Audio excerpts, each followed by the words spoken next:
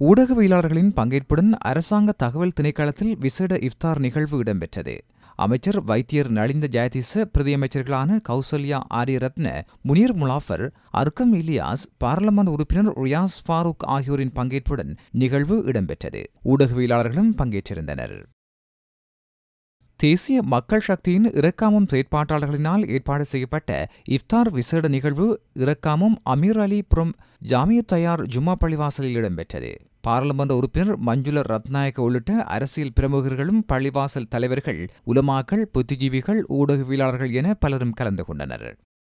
இனங்களுக்கிடையிலான நல்லிணக்கத்தை ஏற்படுத்தும் வகையில் நாவிதன்வெளி பிரதேச செயலகத்தில் இஃப்தார் நிகழ்வு பிரதேச செயலாளர் தலைமையில் இடம்பெற்றது. அம்பாறை மாவட்ட அரசாங்க அதிபர் உள்ளிட்ட பலர் அதன்போது இணைந்திருந்தனர்.